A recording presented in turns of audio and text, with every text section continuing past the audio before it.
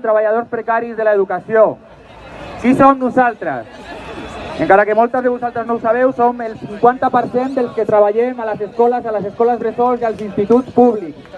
Som els que netegem les aules, els passadissos, som els que fan la cuina, els que fan el dinar per tot l'alumnat, pels mestres, pel professorat, som els que fan les extraescolars, som els que ens ocupem de l'espai de migdia, som les educadores emocionals, som els vetjadors i vetjadores que treballem per una escola inclusiva també a dins de l'aula.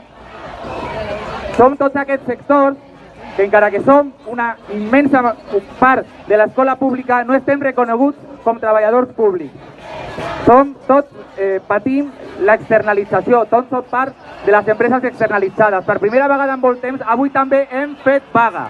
Hem fet vaga, malgrat que ahir i abans d'ahir moltes empreses van enviar missatges amenaçadors als treballadors i treballadores perquè no s'afegeixin a aquesta vaga. I aquí són molts d'aquests valents i valentes estan aquí avui. Som els que cobrem entre 350 i 800 euros si tens sort. Som els que no sabem al setembre si treballarem o no treballarem. Som els que moltes vegades no els podem organitzar. I per què estem aquí? Doncs estem aquí perquè també volim dir que volim retallar, que volim recuperar tot el que s'ha retallat. Volim recolzar les demandes dels mestres, del professorat. Però també volem parlar de les nostres reivindicacions, que mai es parla. Volem dir que som part de la lluita contra el decret de menjadors, que aprofunditza molt el model de precarietat i el model d'externalització, que vulnera els drets de la infància i els drets dels treballadors. Volem dir que volem convenis dignes. Les empreses que s'omplen la boca dient que són del tercer social i que són empreses socials com la Pere Tarrés, Puntesplai o Bàsic estan assegudes a la taula del conveni del lleure i estan dient que no es pot pujar un salari que porta anys congelat, que cobrem 400 euros les monitores del menjador, sisplau.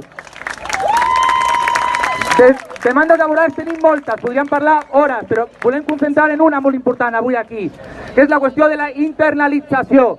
No volem ser treballadors de segona i treballadores de segona. Nosaltres som com les Kellys, les cambreres d'hotel que lluiten contra l'externalització, com les treballadores del servei d'atenció domèstica que lluiten per la municipalització. No volem que serveis públics bàsics estén en mans d'empreses multinacionals del Florentino Pérez o empreses com la Pere Tarrés, que ja l'han anomenat, que són les campiones de la precarietat laboral. Res més.